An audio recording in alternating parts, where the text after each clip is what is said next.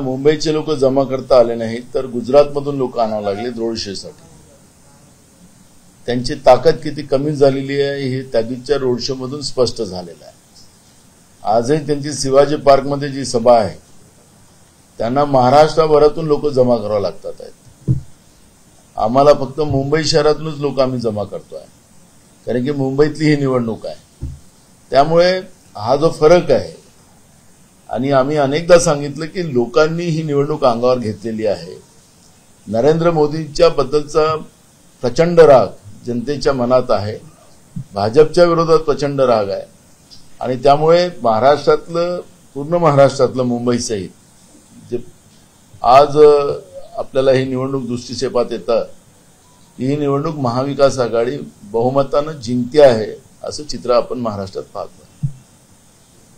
परवा त्यांनी या ठिकाणी येऊन माणुसकीच्या जखमेवर मीठ चोळायचं पाप केलं.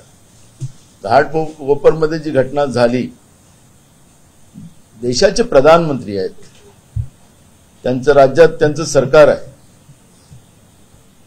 थोडी माणुसकी तू जोपासायला पाहिजे. जे मृत्यू पावलेत, जे दवाखान्यात भरती आहे त्यांना भेटायला तरी पाहिजे होतं.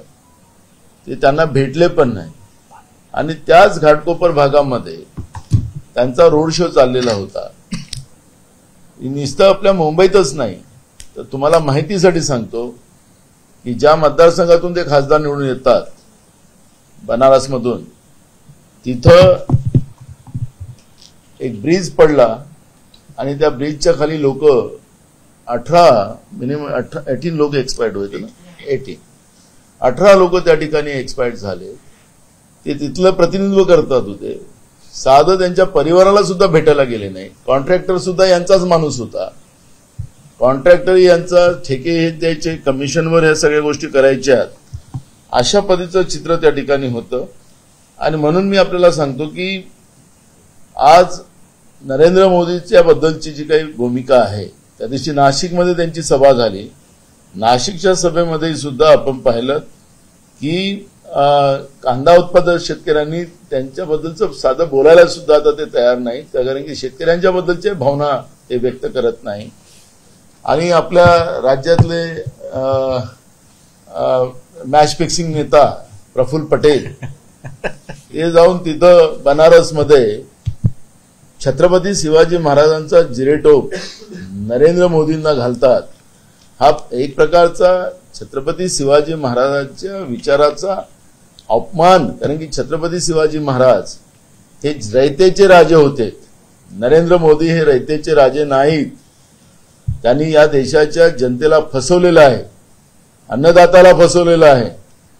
आणि त्या ठिकाणी छत्रपती शिवाजी महाराजांचा जिरेटोप घालून प्रफुल्ल पटेलनी महाराष्ट्रातल्याच नव्हे तर जगातल्या शिवभक्तांचा अवमान करण्याचं पाप त्यांनी केलेलं आहे. हे चुकीनं आता पुढच्या काळात होता कामा नये, याची खबरदारी त्यांनी घेतली पाहिजे. आणि त्यांनी महाराष्ट्रातच नाही तर देशाच्या जनतेची माफी मागितली पाहिजे. ही भूमिका काँग्रेस पक्षाची आहे.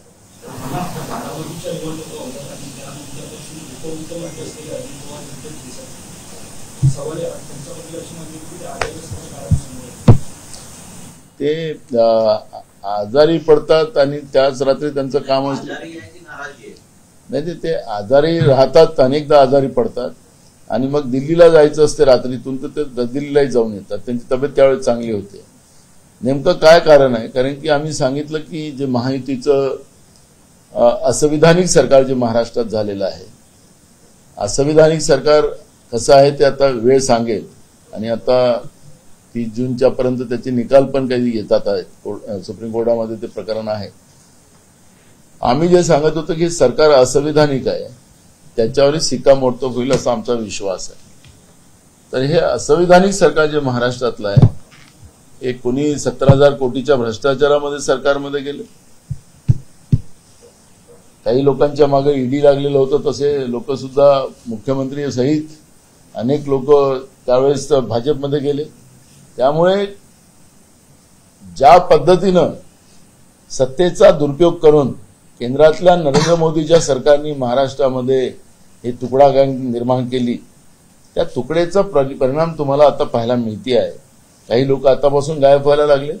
4 जूनच्या नंतर पुष्कळ सारे गायब होतील आणि त्यांचे फोन पण आता आम्हाला यायला सुरुवात झालेली आहे. आणि जेव्हा सरकार जाती आहे असं वाटायला लागलं तर दिल्लीतलं IT ऑफिसला आग लागली, गृह मंत्रालयाच्या ऑफिसमध्ये आग लागते, भाजपच्या ऑफिसला आग लागते. म्हणजे काय चाललं काय?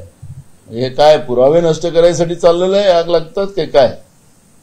या IT ऑफिसला आग लागत असेल, गृह मंत्रालयाला आग लागत असेल, भाजपच्या ऑफिसला आग लागत असेल तर काही ना काही आगीच्या मागे सुद्धा काही लपलेलं आहे हे या ठिकाणी निश्चितपणे नमूद मी केलं पाहिजे.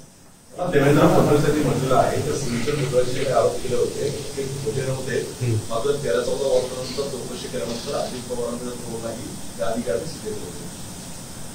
ते कोणालाही क्लीन चिट, कारण नरेंद्र मोदींनाही तो अधिकार आहे, त्या अमित शहाना पण अधिकार आहे आणि महाराष्ट्रामध्ये देवेंद्र फडणवीसांना आहे. कोर्टात कुठलंही काही प्रकरण चालू द्यायची गरज नाही, क्लीन चिट हेच देऊ शकतात. अशा पद्धतीचे हे वागतात आहेत. खोटं बोला आणि रेटून बोला ही जी भाषा आहे, म्हणजे झुटो का सरदार नरेंद्र मोदी आहे, आमचे राष्ट्रीय अध्यक्ष जाहीरपणे सांगतात. त्यांचे हे सदस्य आहेत देवेंद्र फडणवीस, त्या झुटोच्या सरदारचे गँग आहे त्याच्यातले अजून एक त्याच्यातले सदस्य आहे. ते खोटं म्हणजे एकाकडे चक्की पिसिंग सांगायचं आणि एकीकडे आता क्लीन चिट झालेलं आहे हे सांगायला हे मागं पडत नाही. पण उद्या अजून पुन्हा सरकार बदललं की पुन्हा ते त्यांच्यावर आरोप लागेल हे आपण नाकारता येत नाही.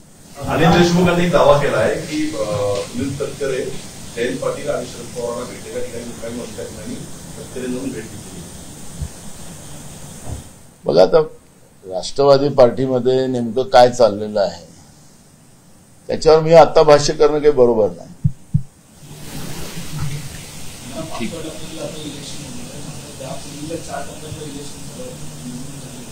त्यावेळेला आपण गुजरातमध्ये जो वारंवार महाराष्ट्र प्रमुख त्याचा सभा सुद्धा महाराष्ट्र आता महाराष्ट्रामध्ये पवार आणि राष्ट्रवादी असे एकत्र असताना सुद्धा केंद्रीय मंत्र्यांना महाराष्ट्र द्यावं त्या यांच्यावर त्यांचा भरोसा राहिलेला नाही हे त्याच्यातून निदर्शनास येतं. हे इतके मजबूत लोक होते असं आपल्याला वाटत होतं, पण नरेंद्र मोदी आणि अमित शहाला वाटत होतं की फार कमजोर लोक आहेत, त्यांच्या आधारावर हे जगतात आहेत हे सिद्ध केलं त्यांनी. आणि म्हणून महाराष्ट्रामध्ये गेल्या वेळेसपेक्षा 2019 पेक्षा जास्त सभा आता नरेंद्र मोदींनी महाराष्ट्रात घेतलेल्या आहेत. त्यामुळे जनतेला त्रास झालेलाच, आत्ता पवन खरे साहेबांनी सांगितलं त्याप्रमाणे त्यात जनतेला त्रास होऊ द्या. त्यांनी स्वतःसाठी एक वेगळा नियम बनवलेला आहे, त्याची माहिती तुम्हाला दिली पाहिजे, मीडियाला पण गेली पाहिजे की राष्ट्रपतींना समजा दौरा असेल तर महामहिम राष्ट्रपतीसाठी 10 किलोमीटरचा हेराफेरी जी असते त्याला तेवढ्या याच्यामध्ये कोणालाही प्रवास करता येत नाही. मग हेलिकॉप्टर असेल काय असेल वाहतूक असेल. पण नरेंद्र मोदींनी स्वतःसाठी असा कायदा तयार केला की 100 किलोमीटर हेराफेरी, तिथं ना हेलिकॉप्टर उडू शकेल ना विमान उडू शकेल, मेट्रो चालू शकत नाही, लोकांना तिथल्या तिथं राहावं लागतं. त्याचा अनुभव परवा आता मुंबईकरांना झालेला आहे.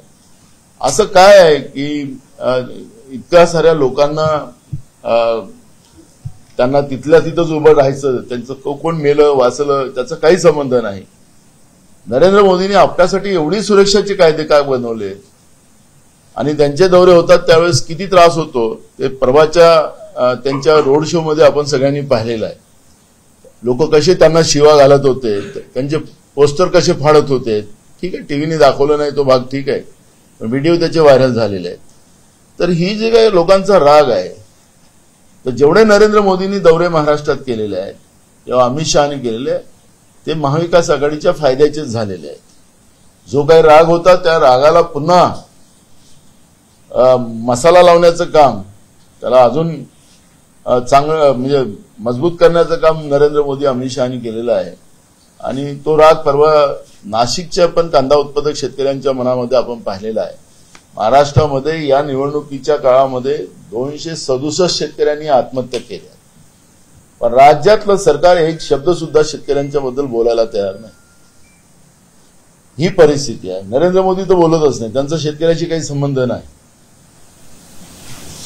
नाना, ज्यांनी मराठी भाषेचा आणि मराठी समाजाचा आणि मराठी माणसाचं राजकारण आतापर्यंत केलं असतात, त्यांचा एक बॅनर लागलेला आहे, त्याच्यात लिहिलंय राज केलं की करो तयारी आ रहे बदल. मुंबईत मराठी भाषा टिकली पाहिजे असं म्हणणारे राज ठाकरे आज स्वतः हिंदी भाषेचे बॅनर लावले. आम्ही त्यांच्यावर कुठली प्रतिक्रिया देत नाही. काँग्रेसकडून त्यांच्यावर कुठली प्रतिक्रिया द्यायची नाही असं ठरलेलं आहे. एबीपी माझा, उघडा डोळे बघा नीट.